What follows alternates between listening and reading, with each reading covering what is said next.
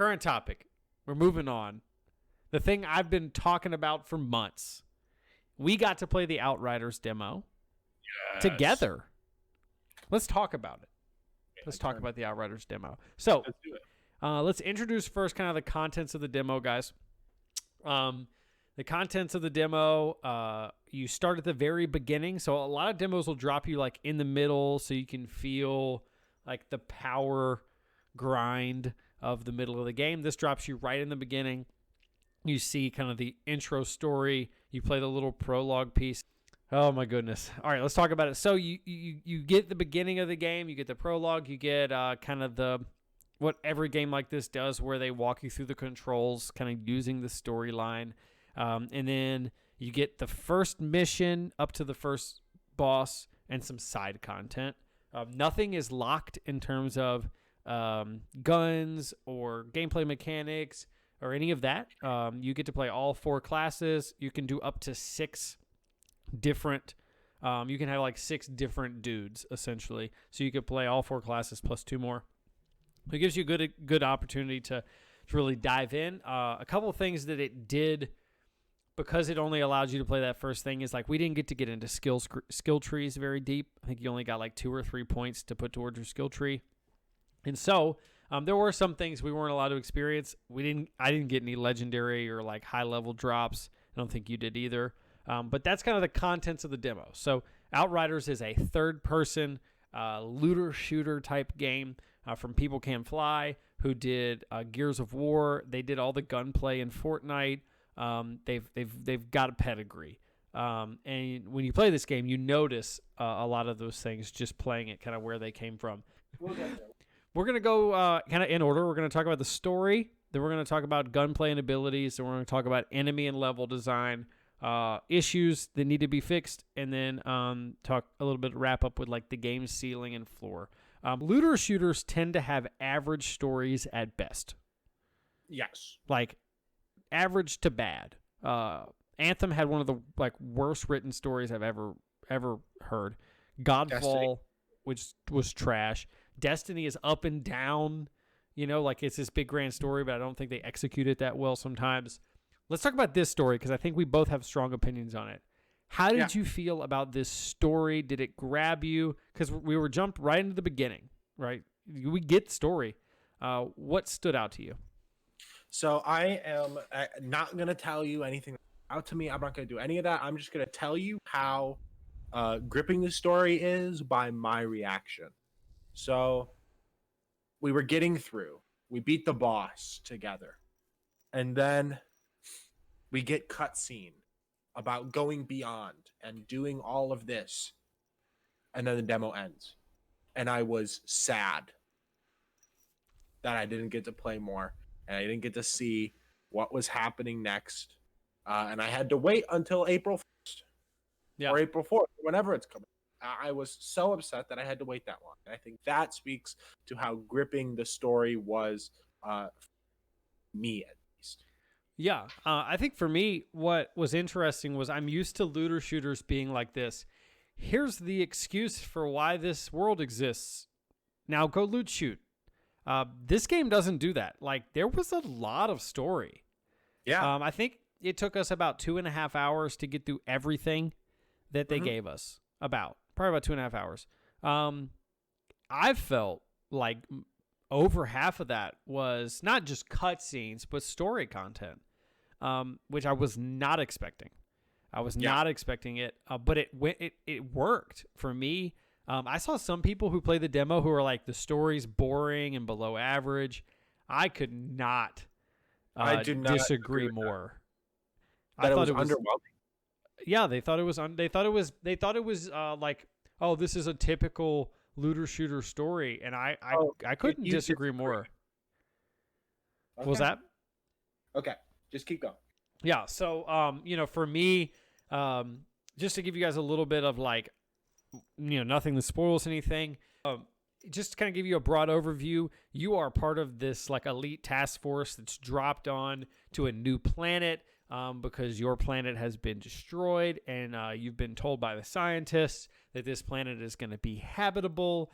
Things go really wrong, like very, very wrong. Some stuff happens, and some people are essentially turned into more than human. You are one of those people, and then you wake up from cryo sleep to find that everyone is at war with each other. And in the midst of this war, there's these people who are altered, who are walking around, helping both sides, kind of playing both sides.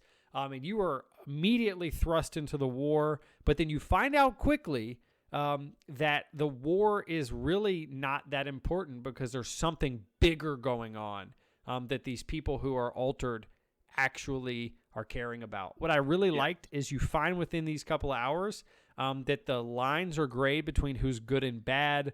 It's not this black and white. See, I'm used to like him good, him bad, him has to kill him, and like this does not seem to have that. It seems to have a much more complicated story where people have multiple motives and complex motives, and I'm really interested to see where it goes. It was not the most voice acted, like it was okay, but I don't really care about that piece. I thought the story was gripping. I know we're both thinking of the same character when we say that. For me was the part that went, okay, this is different because I don't know if this guy's bad, good, and different or what. Dude, that guy, I can already tell that guy's going to be my favorite game. Seeing him 5 minutes of screen time. Yep. It did not feel like every other looter shooter I've ever played, right? Like Godfall started out with this, you and your brother were leading the world. Your brother betrayed you, and now you must kill back your brother. Right. And it's like, oh, I've played 9 of those. Right? I'm saying, like, how many times have you heard that storyline? Betrayed by your brother. This is not that. Pretty stoked about it. I think it's going to be good storyline-wise. I hope they land the plane there. I hope it never gets into the territory of, like, every other looter shooter. But I don't know what people were smoking that said it was not a good story. I'm with it. So I would say story, I'm intrigued. I think the demo made me more interested in that aspect of the game. Oh my God. I was ready to just play a looter shooter. Now I'm actually interested in the story. Yes. Where I've never played Destiny for the story. So let's move into the gameplay, right? This is a game that is created by People Can Fly. They did the gunplay of Fortnite. They've done Gears of War, Bulletstorm. They are a third-person gunplay game people. There's a lot of interesting stuff going on. So let's talk about it. But first, let's talk about the gunplay. Then we'll talk about the abilities. How did the guns feel? Did anything stick out on a good note? Anything stick out on a bad note? What are your overall impressions of the shooting aspect of a game that is going to have a lot of shooting? Gunplay felt so unbelievably good. I agree. Just super fluid, just like Gears of War. It's just like Fortnite's shooting mechanics were. Everything felt just smooth. It was very easy to pick up. There was no you didn't have to control a spray. You just point, click, they're dead. The abilities, I don't know if we're getting into that right now. Well, let's stay with gunplay. Okay, gunplay. I just want to talk about so much. Yeah. So I'll go through the guns, the gun classes that I picked up. There was like the ARs, there was a sniper rifle, like a scope sniper rifle. There was the shotguns. One of them was like an automatic shotgun that was nuts. Did you ever pick that one up? I did. It was like it felt like a machine gun shotgun. It was dope. And then there was like a pump shotty. And then there was like a DMR. I don't know if you picked any of those up. Like a regular, like an infantry rifle type situation. I will say that was my least favorite of the 4. But I also didn't pick up any DMRs that had any perks. And we'll talk about why perks are important. But the first time I shotgunned someone in the face, the shotguns are awesome. The pump shotgun was like, boom, and there's like body parts flying. You felt the impact. Yeah. Of if you've played Gears of War, you know how shotguns feel in that game. It feels like a Gears of War shotgun game. But then the sniper rifle. So I grab the sniper rifle and I'm like, you guys know how third-person sniper rifles work where you scope in, it moves to first person, pulls back. And I hit the first headshot, and the dude's head flew like 30 feet. And I was like, yes, this is what I want to do. I want to sniper rifle. Yeah. And the sniper rifles feel great, which is interesting because the game wants you to play quick.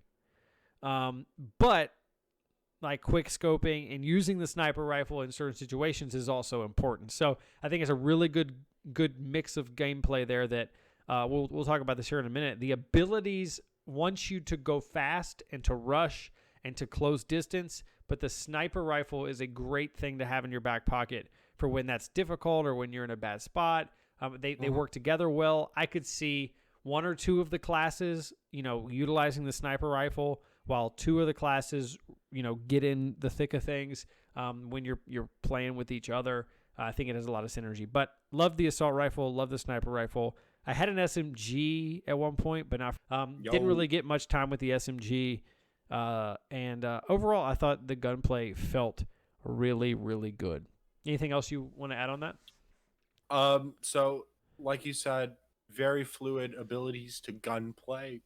It felt good, and another thing that I really like is damage drop off for different guns. So you couldn't like shoot somebody with a pistol from 900 meters away and it do the same damage. It forces you to use long range weapons at long range, use close range weapons at close range, and really forces you. In some looter shooters, you can just get a gun and it's the best gun you have, and that's all you use, no matter the situation. In this game, it already seems like that's not the case. And that brings me to what I want to say next on guns. I was like, these guns are fun. And then I got my first blue drop, like a rare. And it had a perk on it where I think, oh man, what was that perk? The perk, I think, lit them on fire. But then like my character healed, because I was playing the Pyromancer. My character heals anytime someone dies because of fire, like with the fire effect on them. Mm-hmm. So I got a gun where they were getting burned, and anyone with a burn effect that died brought me like 10% heal. So next thing I knew, I'm like smoking people with this AR and healing because of my damage. So like I really got to start to see how the perks start to work. Ended up getting a couple other perks. I had one perk on a sniper rifle that it regened one of my abilities every time I got a headshot on the sniper rifle. Like I felt like the perks were not plus 10% damage, plus 15% recoil. Best is gone. I'm going to have to carry this show. I'm so scared. How do I do this by myself? Oh no, I'm nervous. I'm just kidding. While he's gone, I'll explain to you guys when I was playing the game, I thought the guns were good, and then the perks started rolling in. What's interesting is in a lot of these games, those perks don't start rolling in until purples and golds, like legendaries. The perks started getting like really impactful and unique on rare. Perk equals -1 host. Did you get any cool perks that you felt like were really useful and unique? So I had one that, so I played the Trickster.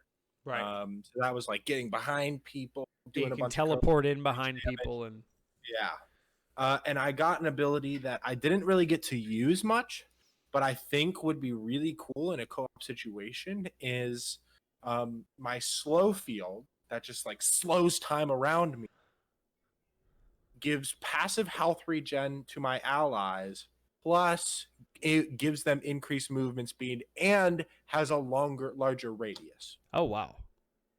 So it's just like, so you could slow people and then we could just run in and just wreck shop. Exactly. And heal. Yep. I like it. Well, that moves us kind of into not very much. That moves us kind of into the piece that I think is even more impressive than the gunplay, and it's supposed to be, which is the abilities. So one of the things that they tout about this game is like, we want you to feel overpowered. We want you to have a power fantasy. We want you to never feel like you have to go behind cover and hide. Like we want you to rush in, and we want you to constantly spam your stuff Like the cooldowns are not long. Like I never was like, oh crap, I'm stuck with no abilities. I always had something to use. And the abilities are really cool. I played with the Pyromancer for the most part. Got to catch a bunch of stuff on fire. Basically, what happens is you slowly unlock, like, I think was it 8 to 12? It was like 8, 10, or 12 different abilities. 8 different abilities. But then you pick 3. So you can slot them into 1, 2, and 3 out of that 8 to kind of build how you want to play. I think I had unlocked 4 on the Pyromancer before I hit the cap.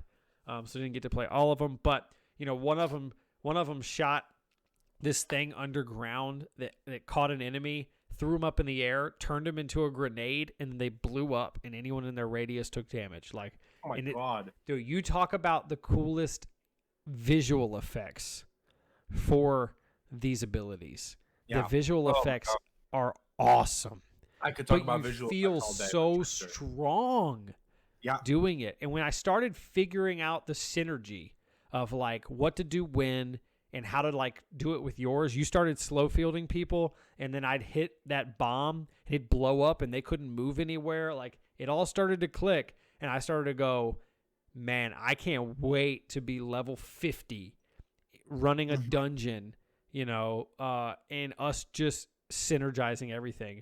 If you start sitting in cover for too long, these enemies, and we can move into the next piece, these enemies are actually smart.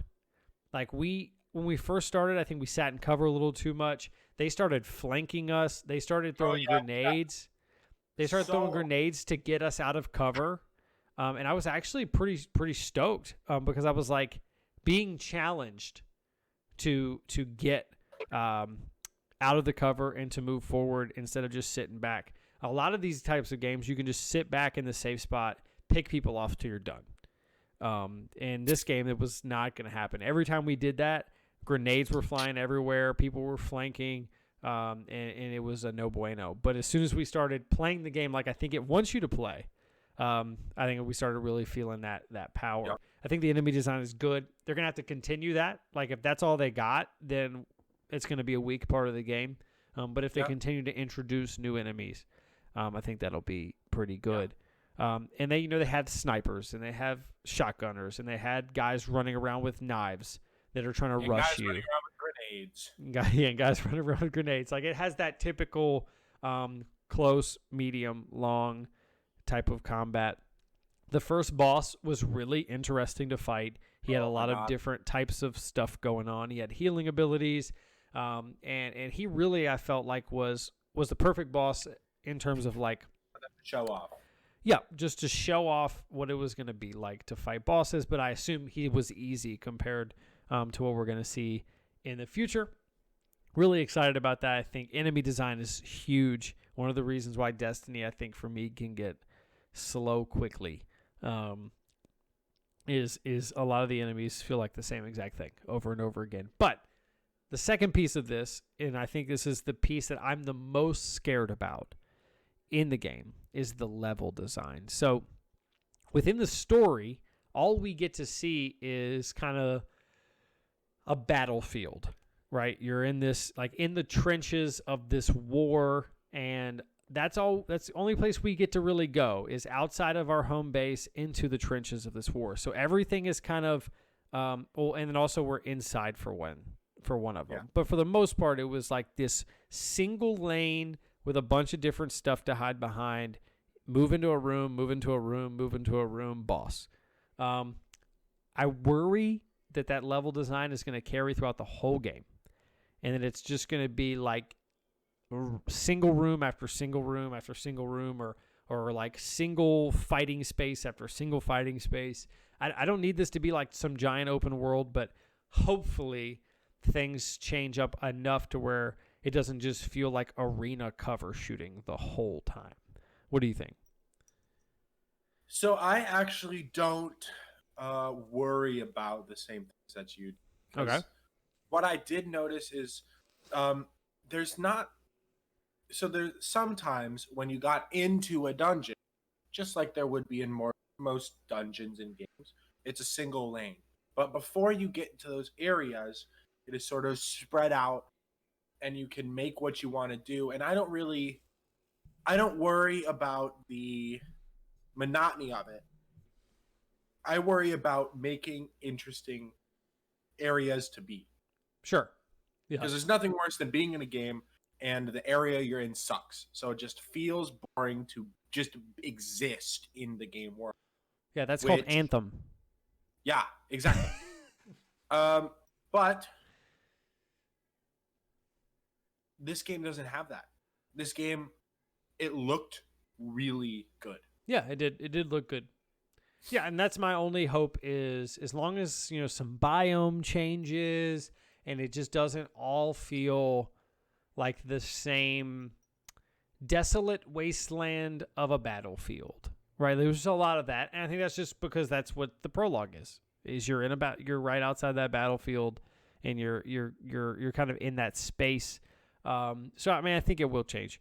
I'm hoping it will. I think in some of the demos and stuff they've shown, you know, some other places and some of the clips and things. So that's just one thing I noticed. I know I also saw that in some of the people who were also talking about the demo, who felt like, hey, I hope there's just a little more uniqueness here.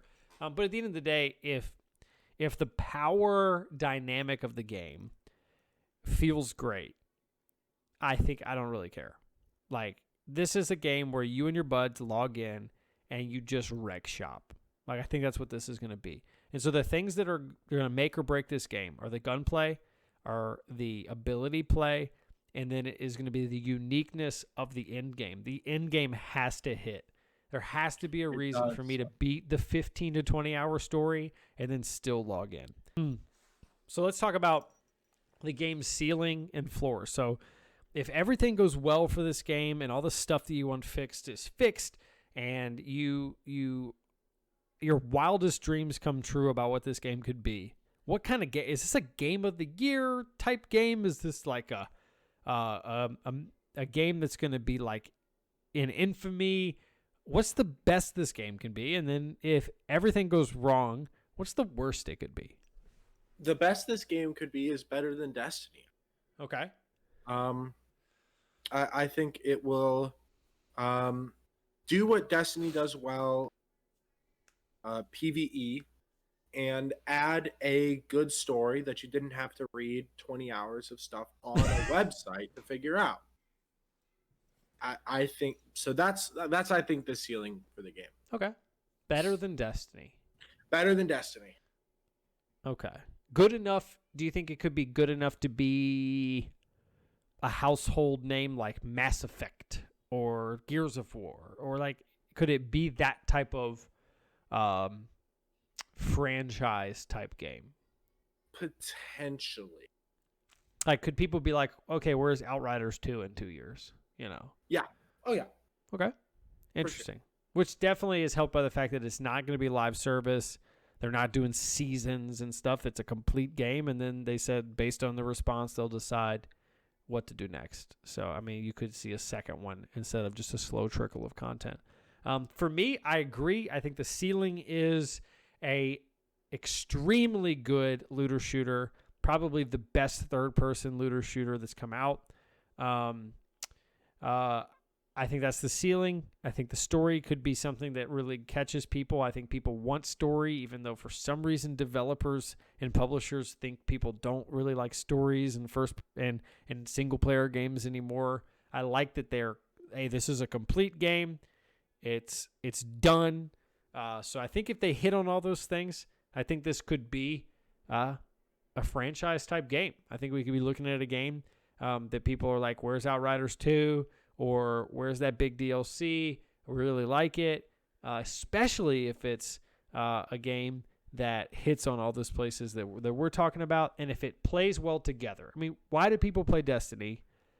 They play Destiny because they play together, and because the content that they trickle out, they do a good job at reining people in, and the gunplay in Destiny is fantastic, but yeah. There's reasons people, I think similarly, there will be reasons people come back to Outriders. I'll be very interested to see how it sticks. So let's talk about the floor. I'll go first on the floor.